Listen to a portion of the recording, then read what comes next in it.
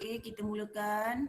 Okey, kita mulakan dengan sambungan minggu lepas, iaitu berkaitan dengan bab 7, membina kesejahteraan negara. Okey.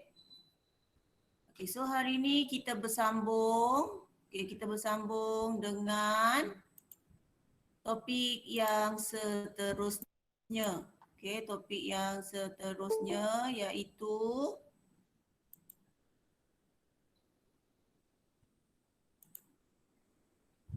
okey, 7.4 pastikan buku teks ada dengan awak macam biasa. Okey, so awak boleh highlightkan terus dekat buku teks. Okey, dekat buku teks. Okey, 7.4 subtopik dia adalah tentang dasar kebudayaan kebangsaan. Okey, kalau dulu awak ingat 7.1 berkaitan dengan perpaduan dan integrasi. Okey, apa maksud perpaduan? Apa maksud integrasi? Okey, awak perlu ingat maksud tersebut untuk memudahkan awak menjawab yang lain-lain. Okey, untuk bab 7 ini. Alright. Okey, 7.1 saya ulang, 7.1 tentang perpaduan dan integrasi nasional. Okey, 7.2 berkisar tentang dasar pendidikan kebangsaan. Okey, di mana bahasa Melayu merupakan bahasa rasmi. Okey, banyak pertubuhan, okey.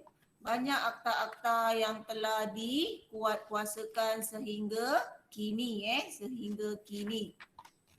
Okey, 7.3 berkaitan dengan bahasa Melayu sebagai bahasa ilmu dan juga bahasa perpaduan. Okey, negara kita masyarakatnya berbilang kaum. Okey, berbilang kaum. So, bahasa Melayu dijadikan sebagai bahasa rasmi. Okey, kalau nak jadi warga negara Malaysia perlu tahu berbahasa Melayu. Saya baru mengajar tingkatan 4 semalam. Okay, bagaimana nak jadi salah satu syarat nak jadi warga negara mesti tahu berbahasa Melayu. Okay, next kita masuk tentang dasar kebudayaan kebangsaan. So kita tengok apa itu dasar kebudayaan kebangsaan, muka surat 150 buku teks awak. Okey, 150 buku teks awak. Okey, pengenalan sejarah pembentukan. Okey, iaitu dibentuk untuk mewujudkan perpaduan negara dalam integrasi nasional, okey, melalui pelbagai aspek. Okey, kita dah tahu kan pelbagai aspek. Contoh yang saya kata minggu lepas kita belajar dari aspek pendidikan. Okey, dari aspek bahasa Melayu. So hari ini dari aspek kesenian dan kebudayaan. Okey, apa garis panduan dia? Kenapa perlu ada garis panduan? Okey, membentuk dan mengekalkan identiti sebagai warga negara Malaysia. Okey, saya dah sebut awal-awal tadi. Okey, nak menjadi warga negara perlu tahu berbahasa Melayu. Okey. Aspek kesenian ataupun dasar kesenian dan kebudayaan ini telah digubal dan diperakui melalui Kongres Kebudayaan pada tahun 1971. Okey, 1971. Lihat buku teks awak, sama-sama kita lihat buku teks. Okey, apa tu? Dianggap sebagai lanjutan daripada Kongres Rakyat 1956. Okey, ini dia punya pengenalan. Okey, kesenian dan kebudayaan ini juga, dasar kesenian dan kebudayaan ini juga telah dirasmikan oleh Perdana Menteri kita iaitu Perdana Menteri Malaysia kedua iaitu Tunku Abdul Razak Tun Hussein. Okey, di mana? Di Dewan Tunku Chancellor Universiti Malaya. Okey. Dianjurkan oleh Kementerian Kebudayaan, Belia dan Sukan. Okey, dianjurkan oleh Kebudayaan, Belia dan Sukan. Okey, ni awak tak perlu tengok. Okey, next kita tengok itu pengenalan. Okey, kita tengok seterusnya. Okey, apa prinsip? Okey, dia ada prinsip utama dia dalam dasar kebudayaan kebangsaan ni. Okey, prinsip dia ada tiga prinsip utama, iaitu nombor 1, berteraskan kebudayaan rakyat asal rantau Melayu. Okey, sebagai tunjang dasar kebudayaan kebangsaan. Okey, kita tengok kita ada adat resam, ada adat istiadat. Okey, kita tengok. Okey, kita berteraskan kepada kebudayaan tersebut. Okey, yang kedua, unsur kebudayaan lain yang sesuai dan wajar juga diterima sebagai elemen penting. Okey, contohnya dalam kebudayaan Cina, okey, apa dia? Contoh cap gome. Okey, kalau itu sesuai digunakan, okey, dipraktiskan, okey, ia diterima dalam dasar kebudayaan. Okey. Itu contoh. Okay, Islam menjadi unsur yang penting dalam pembentukan dasar kebudayaan. Walaupun kita nak buat apa-apa program, apa-apa majlis, pokok pangkal dia jangan keluar daripada landasan Islam. Maksudnya jangan terlampau melampau. Terlalu melampau. Tiga prinsip, ingat tiga prinsip utama untuk dasar kebudayaan kebangsaan. Yang kedua,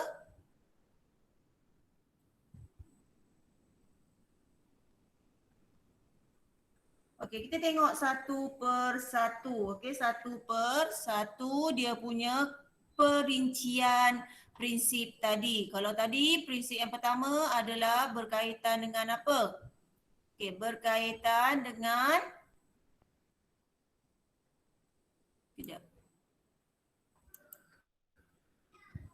yang pertama kita tengok, saya admit kawan awak ni. Budaya asal rantau ini di mana ia merangkumi Malaysia, Filipina, Singapura, Brunei, Thailand dan Indonesia. So ini rantau Asia Tenggara.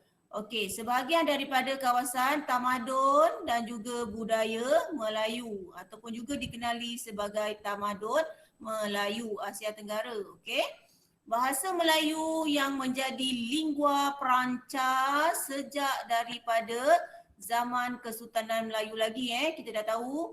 So digunakan sebagai aktiviti perdagangan, ilmu pengetahuan, pemerintahan, kesenian dan kebudayaan.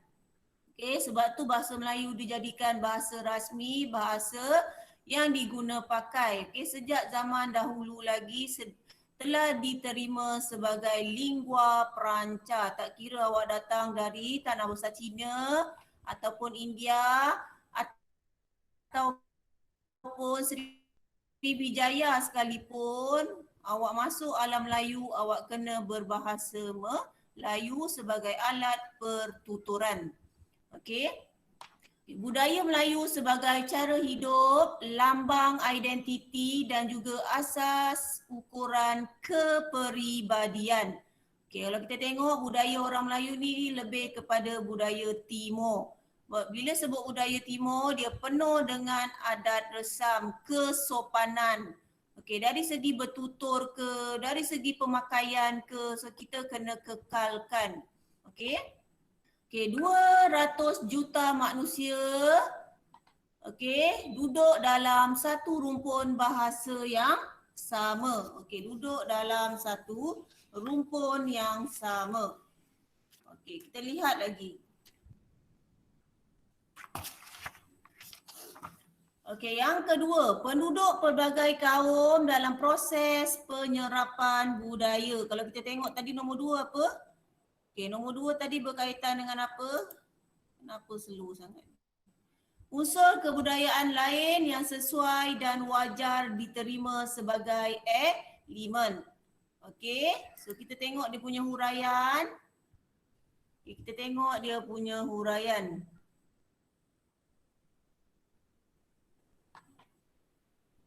Okay, penduduk pelbagai kaum dan berlaku proses penyerapan budaya. Okay, maksudnya budaya-budaya asing pun diserapkan, dititik beratkan untuk diguna pakai. Okay.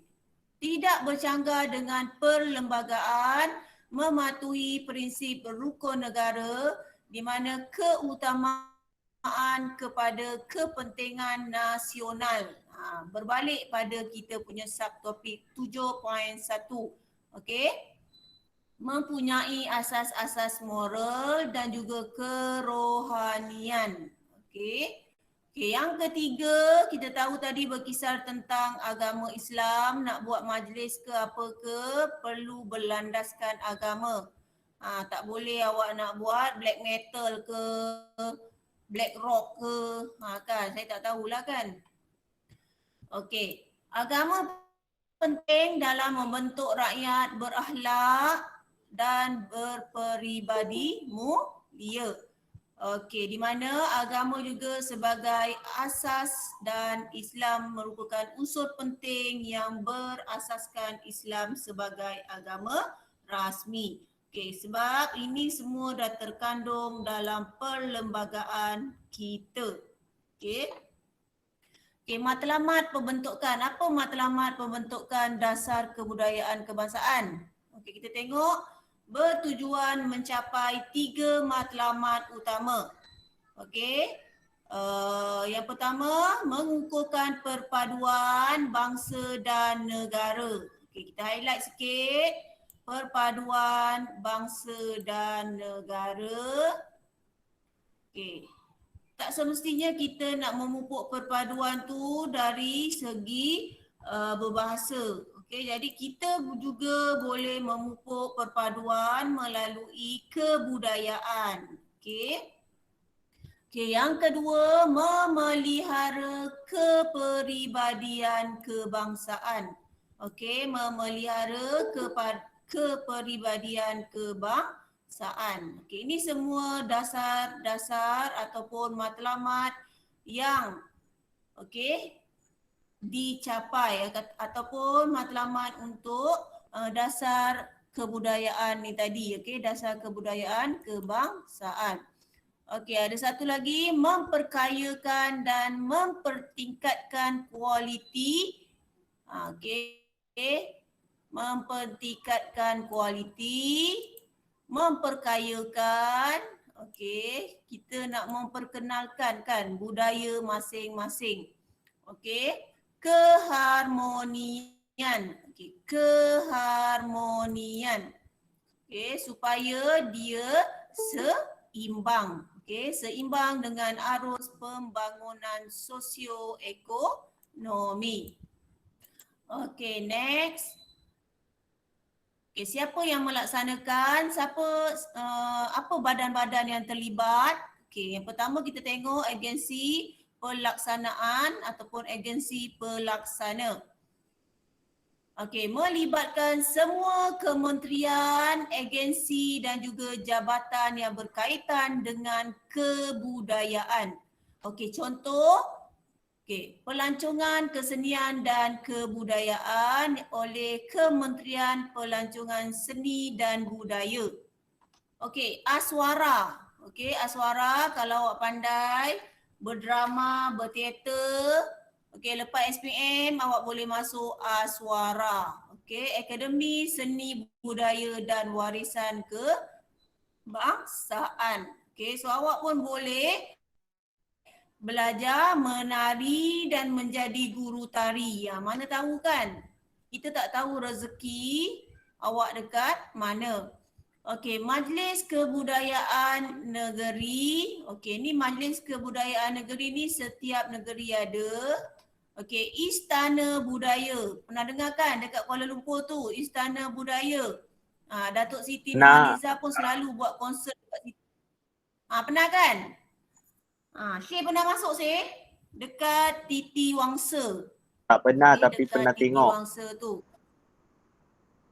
Kan dekat sebelah Perpustakaan Negara, dekat sebelah tabung darah. Okey. Cuba try masuk lah. Okey, Citra Warna. Pernah dengar Citra Warna? Okey, dijelmakan melalui program Citra Warna Malaysia. Okey, awak dah ada ke belum masa ni? Okey, 1999 untuk mempromosikan pelancongan. Okey, jadi masa tu pelancong datang, dia lihat tari menari, dia lihat pemakaian. Okey, dari segi kita kan berbilang kaum, so rakyat yang berbilang kaum ni, jadi mereka telah datang dan memperagakan dia punya etnik, pakaian setiap etnik. Okay, awak boleh tengok dekat YouTube. Okey, antara program memperagakan kebudayaan, pakaian, tarian dan juga nyanyian rakyat. Datuk Siti pun pernah nyanyi dekat Citra Warna. Siap kena junjung lagi. Okey. Okey, diadakan di Dataran Merdeka pada bulan Mei setiap tahun. Okey, setiap tahun. Di mana dia melibatkan pelbagai kaum. Tak kira awak orang India ke, orang Melayu ke, orang Iban ke, Kadazan ke. So, mereka terlibat. Okey. Okey, yang kedua, siapa lagi yang terlibat? Penggiat budaya. Okey, penggiat budaya iaitu apa tujuan dia? Okey, dia bertujuan untuk melahirkan ramai tokoh dan penggiat budaya yang tersohor, terkenal. Okey, di mana mereka ni telah memberi sumbangan besar dalam proses membudayakan masyarakat. Okey, dan budaya bangsa. Okey, sumbangan dalam penghasilan karya seni. Okey, karya seni. Okey, karya seni tempatan yang bermutu dan memartabatkan khazanah asli negara. Okay, awak boleh tengok dalam buku teks awak tu, tokoh budaya dan kesusasteraan Sabah. Okey, muzik tradisional India. Tu tokoh pemuzik tradisional India. Pelajar India kenal tak tu? Okey. Azah Aziz. Okey, tokoh budayawan. Hamzah Dolmat. Okey, seni muzik tradisional. Lee Siu Tin. Siapa tu? Kesusasteraan. Mitiu Ngau Jau. Siapa tu? Muzik tradisional Sarawak. So semua kaum terlibat dalam memajukan dasar kebudayaan kebangsaan. Okey, ada soalan untuk 7.4.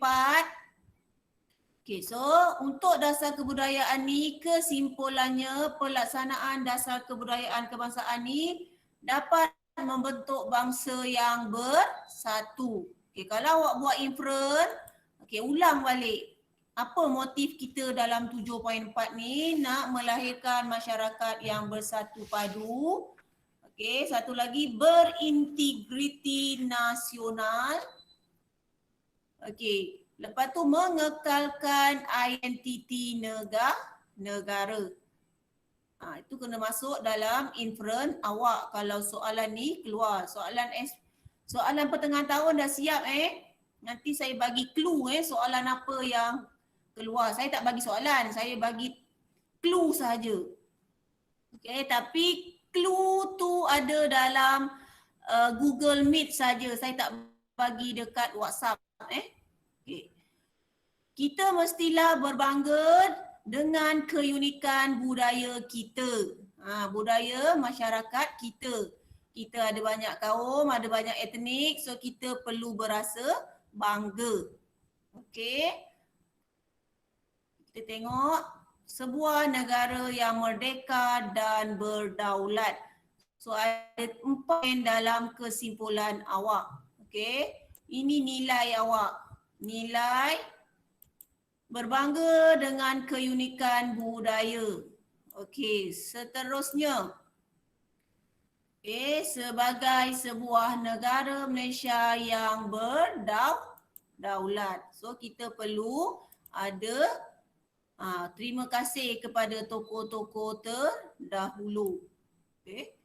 Okey, seterusnya kita pergi 7.5. Ni pelajar lelaki suka kot. 7.5.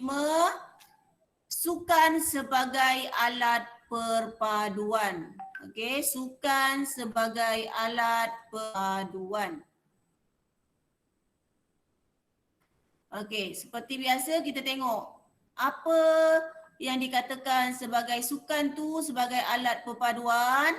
Okey, kita tengok sukan merupakan medium untuk memupuk perpaduan. Okey, mesti ada lagi perkataan ni, memupuk perpaduan dan integrasi nasional.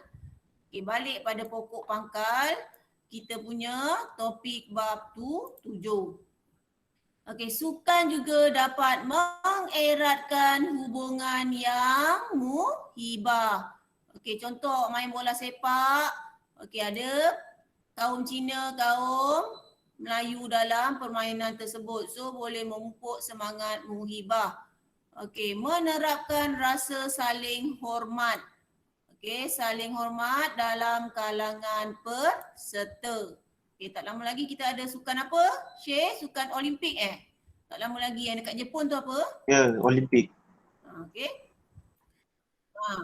Okay, sukan dapat mewujudkan masyarakat yang sanggup memberi sumbangan demi kesejahteraan sosial. Jadi apa maksud kat sini? Kalau awak bersukan, sekurang-kurangnya awak bersosial secara sihat.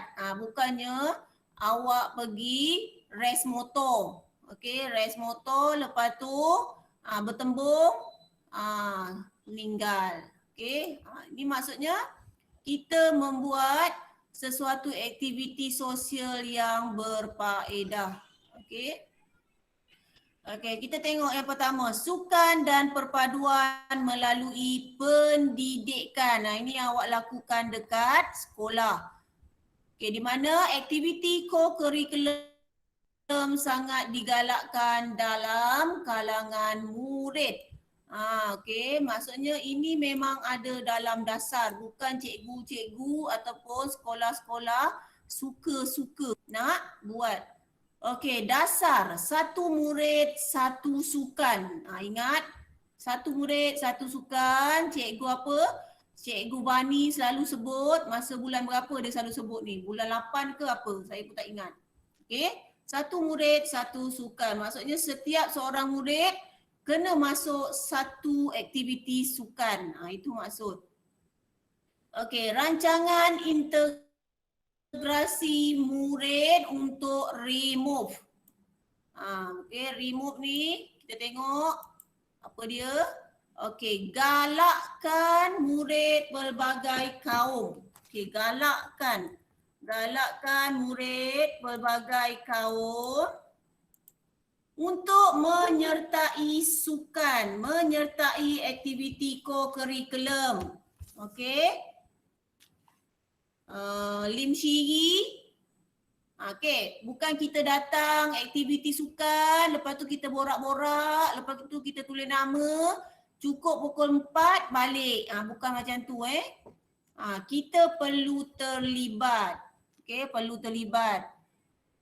Okey, lepas tu memupuk semangat setia kawan dalam berpasukan. Kalau kita main bola sepak, mesti ada semangat setia kawan. Yang jenis-jenis sukan yang ada kumpulan, perlu ada semangat setia kawan. Kalau tidak, nanti kita tak berjaya. Okey, kita tak berjaya. Okey, lalu kita tengok melahirkan atlet yang berkaliber. Semalam saya baru tengok berita ada beberapa atlet badminton berjaya melayakkan diri untuk ke sukan Olimpik. Okey, siapa? Muda-muda lagi kan? Okey, Aidil tak nak masuk Aidil? Sukan? Tak nak masuk? Mana Aidil? Okey. Adin okey? Tak. Okey. Majlis Sukan Universiti Malaysia. Ni kalau awak masuk U, okey, masuk universiti, dia ada sukan antara universiti, okey, sukan antara universiti. Okey, bila dia bermula? Okey, sekitar tahun 1974 di mana tujuan dia adalah untuk mengadakan pertandingan sukan dalam kalangan penuntut dan juga staf. Okey, maksudnya penuntut dan juga para pekerja universiti tempatan. Okey. Memupuk pergerakan nasional. Sebab tu saya kata apa-apa pun awak kena tahu maksud perpaduan, awak kena tahu maksud integrasi nasional. Okey, kalau tak nanti macam mana awak nak jawab untuk soalan bab 7. Okey, menganjurkan masum secara bergilir-gilir. Okey, contohnya tahun ni Universiti USIM buat. Okey, tahun depan Universiti Melaya buat. So, penganjurnya bertukar-tukar ikut giliran. Okey, Sukan Malaysia ni awak tahu kan, SUKMA.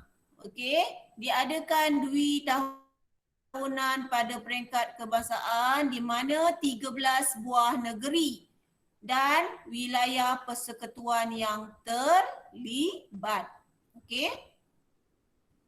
Apa tujuan dia? Mengeratkan hubungan kaum dan juga integrasi antara negeri.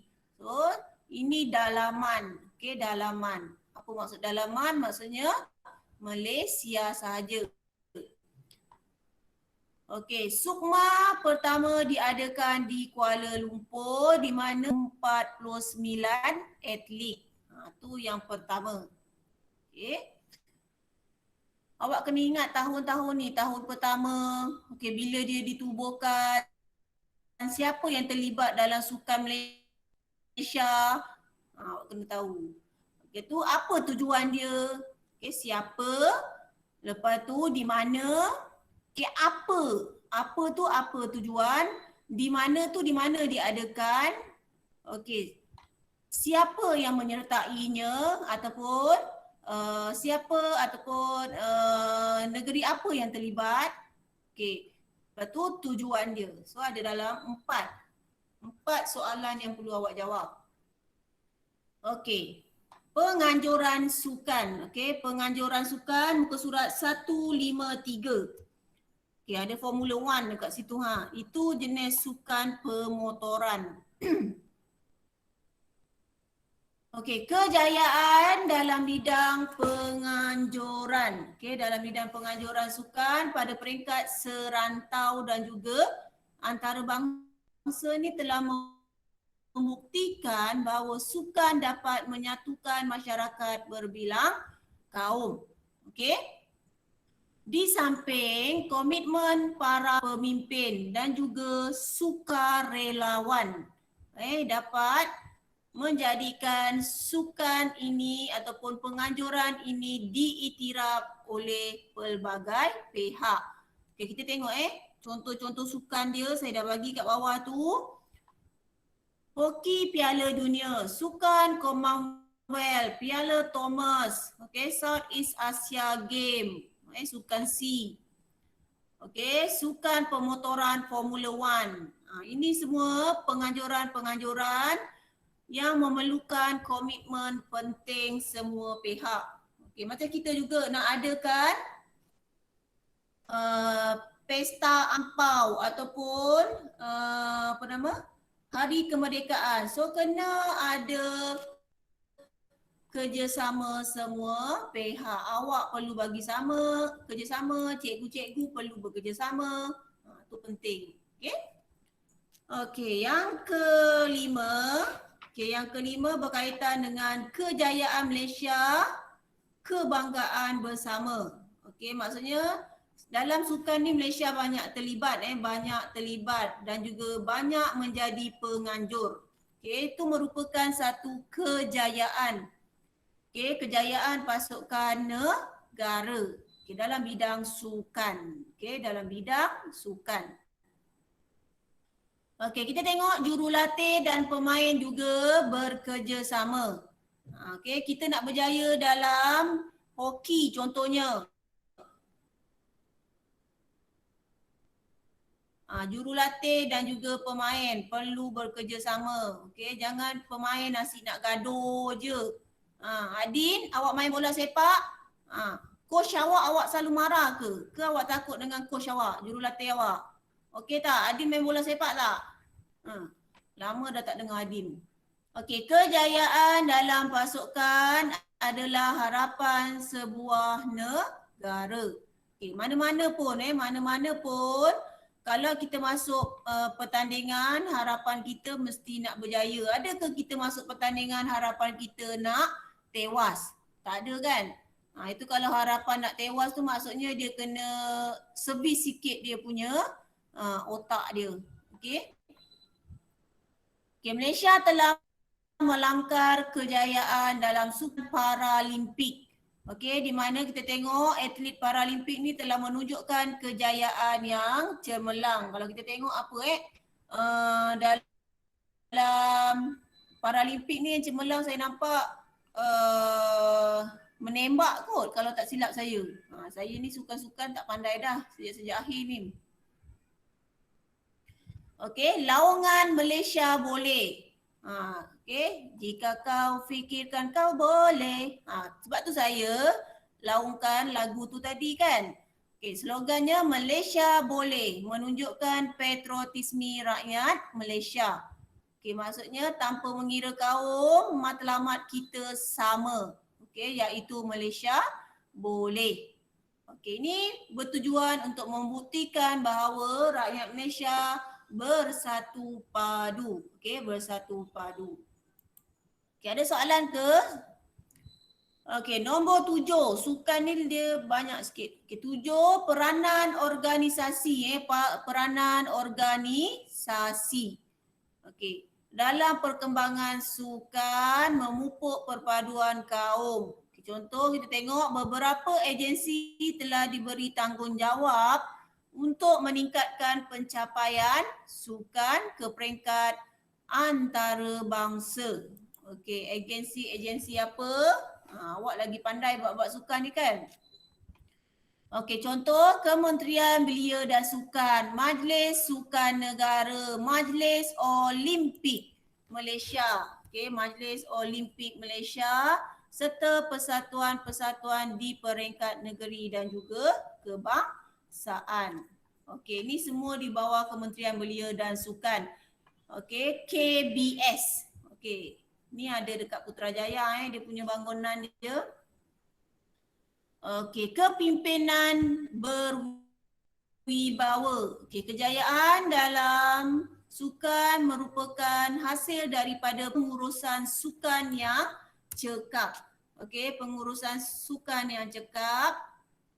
Okey, para perkara ini juga disebabkan oleh ketokohan. Okey, ketokohan pemimpin.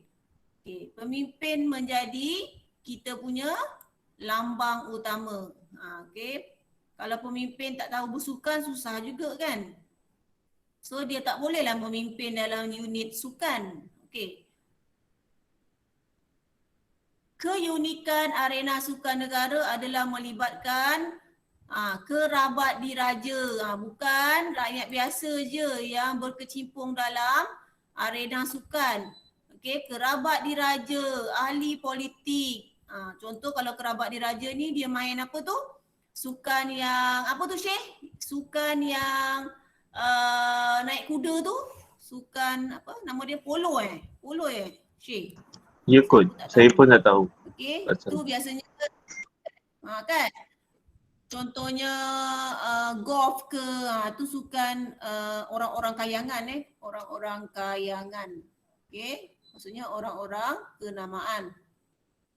Okey, kita tengok gambar ni. Okey, ni contoh-contoh dia. Okey, ni sultan ni okey dah meninggal dah. So dia ni adalah Persatuan Bola Sepak Okey, Persatuan Sultan Pahang Okey. Lepas ni kenal kan? Nicole. Ni siapa nama dia? Bina badan ni siapa nama dia? Ni kalau tak kenal tak tahulah. Kan? Lin Chow Wei kan? So mereka ni telah terlibat secara langsung dalam sukan dan membawa imej yang tinggi dalam bidang sukan untuk negara kita.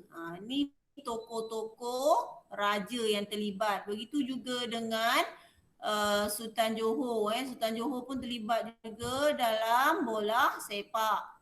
Kan? Okey. Kita tengok 7.6. Ni penting. Ini pentingnya. Setiap tahun tak pernah tak keluar ni rukun negara. Ingat, setiap tahun tak pernah tak keluar. Bukan tak pernah keluar, tak pernah tak keluar. Okey. Okey, 7.6 rukun negara sebagai tonggak kesejahteraan. Okey, apa maksud tu? Okey, pengenalan dia, rukun negara ni merupakan ideologi negara ataupun fahaman ataupun ajaran. Okey, yang menjadi dasar pemerintahan. Kerajaan untuk menyatukan dan membimbing rakyat ke arah perpaduan.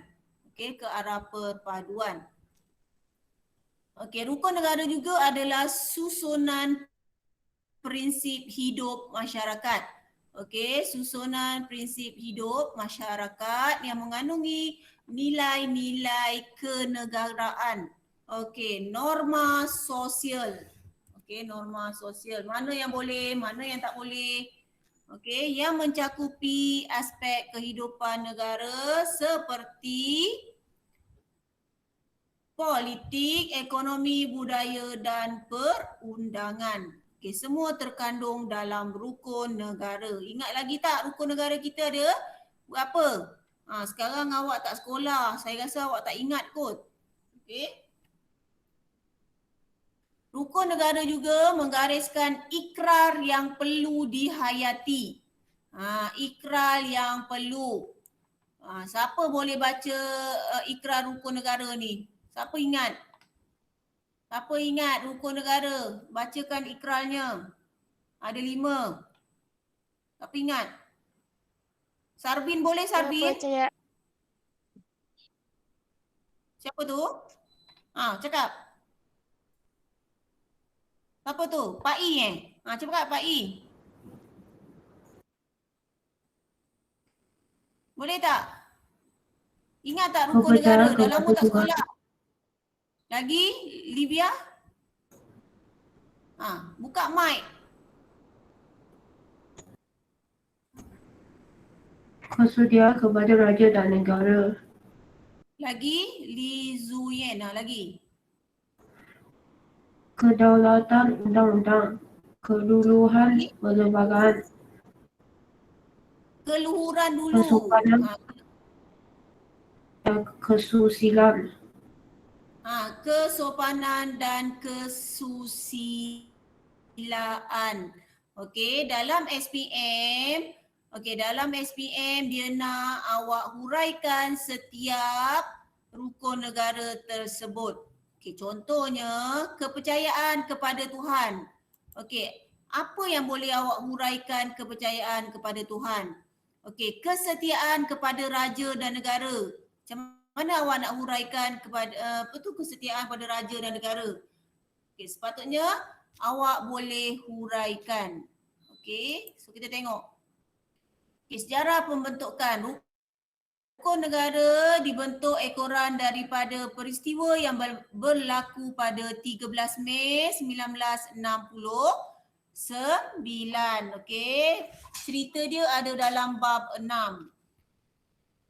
Okey, terbentuk hasil rundingan dan perbincangan serta pemikiran Majlis Perundingan Negara. Okey, dan dibentuk oleh Mahgeren. Okey, masa kita bergaduh tu Mahgeren yang ambil pentadbiran sementara. Okey. Diisytiharkan oleh Yang di-Pertuan Agong. Okey, lepas tu pada tahun 2020 maka genaplah 50 tahun rukun negara dicipta. Sekarang 2020. Dulu 2020. So sekarang 2021. Dah 51 tahun rukun negara. Okey, kita dah pegang, dah guna pakai rukun negara selama 51 tahun. Okey. Okey, matlamat ke arah kesejahteraan. Okey, apa matlamat rukun negara tadi? Matlamat dia ke arah kesejahteraan. Okey, dalam buku teks awak 158, dia banyak dia banyak tu. Saya ambil dia punya main point aja. Okey, dia ada 5. Okey, dia ada 5 berlandaskan rukun negara kita ada 5. So, kita tengok bunga tu pun ada 5. Okey, yang pertama, negara bersatu. Okey, negara bersatu maksudnya kita mendukung cita-cita untuk mencapai bangsa dan negara yang bersatu. Okey, menganggap diri sebagai rakyat Malaysia. Okey, tidak kiralah kita keturunan dan kepercayaan apa. Yang penting kita mempunyai semangat kesetiaan cinta akan negara. Jadi kita janganlah buat rusuhan. Okey, kita janganlah buat pemberontakan. Okey, kalau kita nak buat pemberontakan maksudnya kita bukan rakyat Malaysia. Okey, sebab kita tidak berpegang kepada rukun negara. Okey, masyarakat yang adil. Okey, masyarakat yang adil iaitu apabila semua masyarakat mempunyai peluang yang sama untuk menikmati kekayaan. Okey, sekarang ni tengah COVID. Okey, so kita mengalami masalah sikit. Okey, bukan disebabkan pihak pemerintah tak nak bagi kesamaan, okey, disebabkan oleh faktor ekonomi. Okey. Okey, kita jangan pandang waktu kita mengalami kemelesetan. Kita pandang masa kita mencapai kemajuan. Okey, sebab ni semua negara mengalami kemerosotan, bukan negara kita sahaja. Okey. Apa-apa pun pihak pemerintah cuba memberi keadilan. Okey, contohnya dia bagi bantuan kepada mereka yang memerlukan, yang duduk bawah jambatan, tak ada makanan. Okey, pihak kebajikan masyarakat telah mengambil tindakan. Okey, tak kira awak orang apa pun. Okey, apabila wujud pihak yang lemah dan berkurangan, maka pihak yang kuat harus membantu. Contohnya, siapa-siapa yang berkemampuan, contohnya Abid Liu. Abid Liu sampai ke mana? Ke Palestin hantar. Dekat-dekat negara kita pun banyak dah dia buat bantuan. Bukan Abid Liu saja, ramai lagi pihak-pihak artis pun Persatuan Artis pun ada buat dia punya ketua dia siapa? Erma Fatimah. Okey, maksudnya semua pihak ada berganding bahu nak cuba membantu. Okey. Okey, masyarakat progresif. Okey, masyarakat yang meningkatkan sains dan teknologi tapi masih mengamalkan nilai-nilai ketuhanan. Ingat prinsip kita tadi?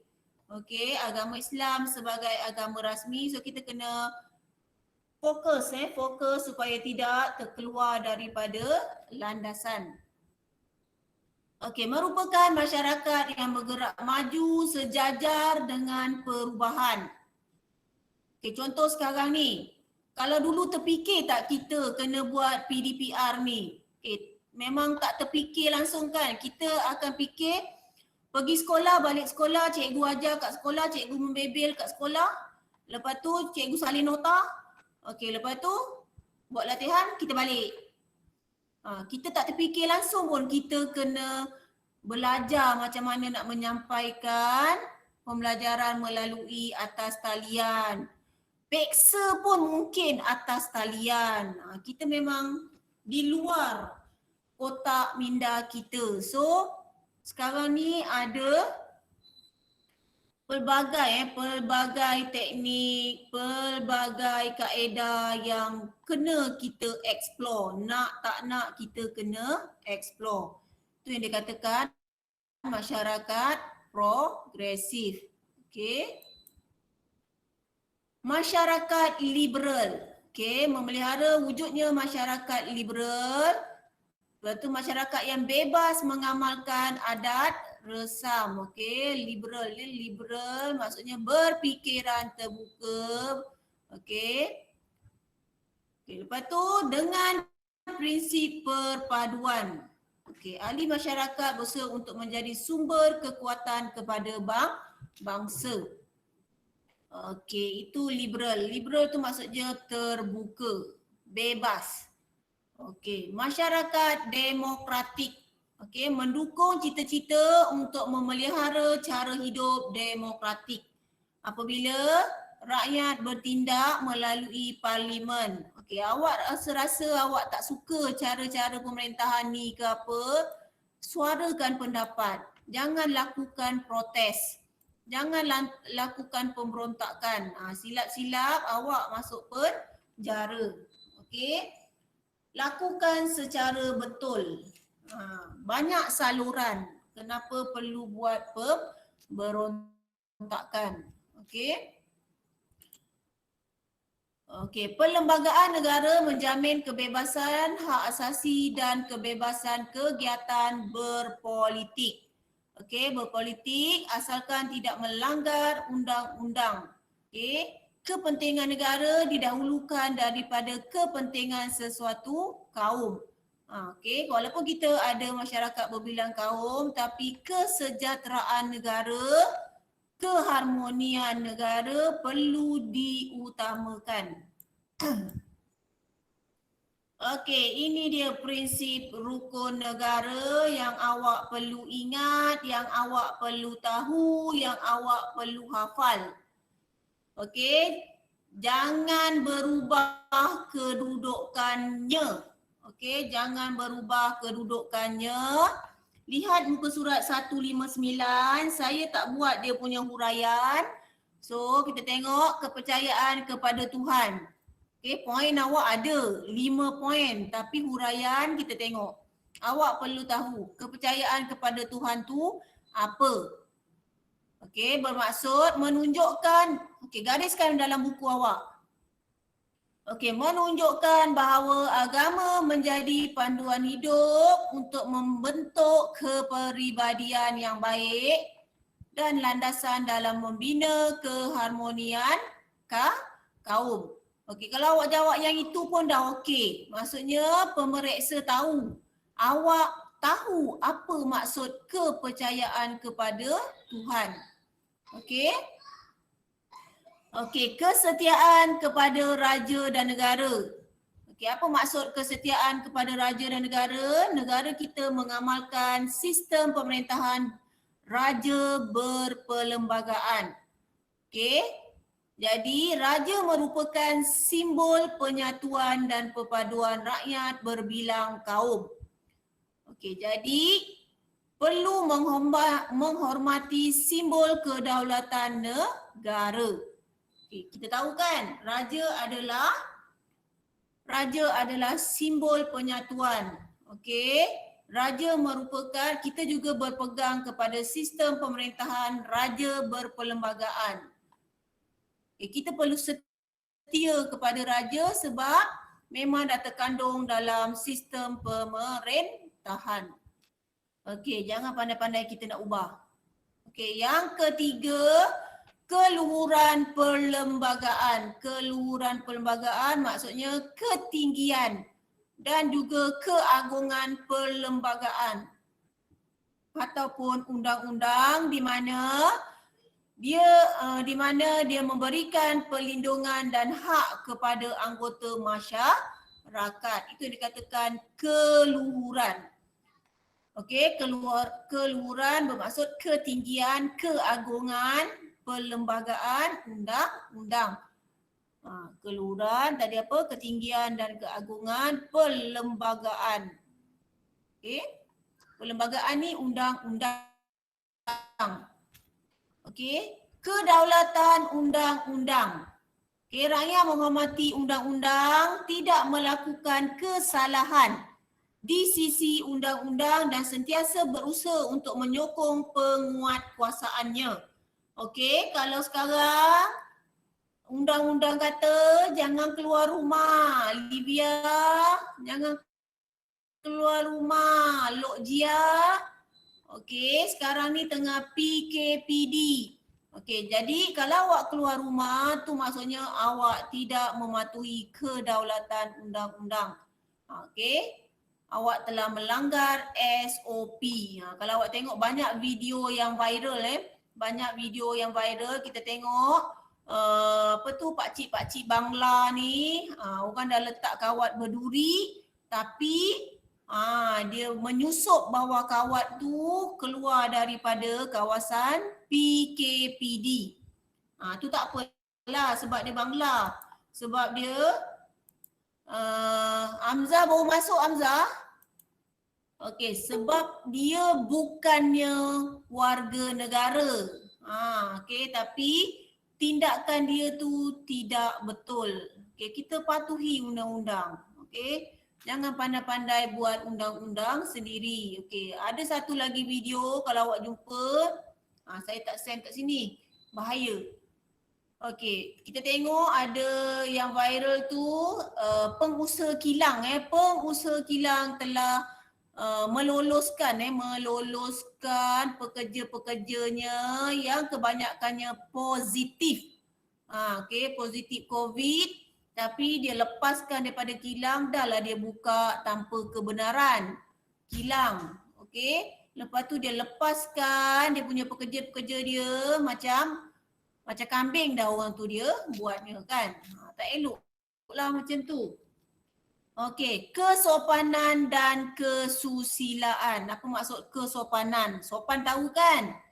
Okey, Hamzah tahu kan Hamzah? Kesopanan apa? Okey, kesopanan tu maksudnya alright. Setiap rakyat perlu sentiasa bersopan santun. Okey, sentiasa menghormati. Okey, serta berakhlak mulia. Okey, kesopanan dan kesusilaan tu ada 3 main point. Bersopan santun, hormat menghormati dan juga berakhlak mulia. Okey. Awak nampak dia susah ni tau soalan ni. Tapi kalau kita tengok dekat sinilah yang awak boleh skor. Okey, dalam soalan percubaan tahun 2019 kot. Okey. Ramai pelajar tingkatan 5 yang boleh skor kat sini pelajar Cina pun lagi pandai menjawab bahagian ini. Okey, bahagian ini sebab dia memang soalan fakta yang direct. So awak bolehlah skor. Okey, boleh skor dekat sini. Okey. Okey, kesimpulan kita tengok kesimpulan. Setiap rakyat harus menghayati sepenuhnya prinsip rukun negara. Okey, kenapa? Okay, satu, usaha mewujudkan perpaduan yang memerlukan kesungguhan dan rasa tanggungjawab semua rakyat. Okey, usaha ini juga bertujuan untuk meningkatkan kemakmuran, kesejahteraan. Dia ulang aja kan dia punya cara kesimpulan. Okey.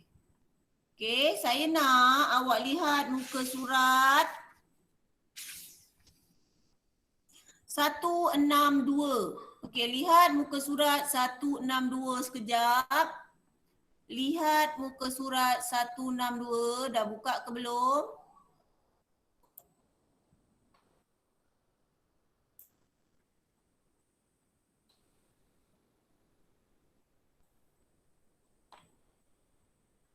Okey, dah buka belum?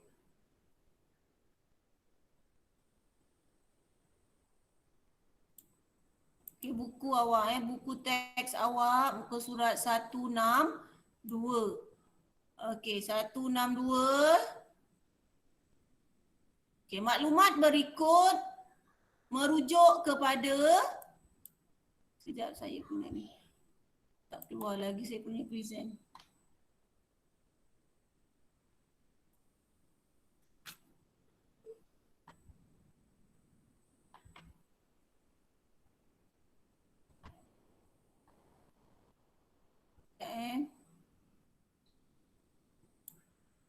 Okey, kalau awak tengok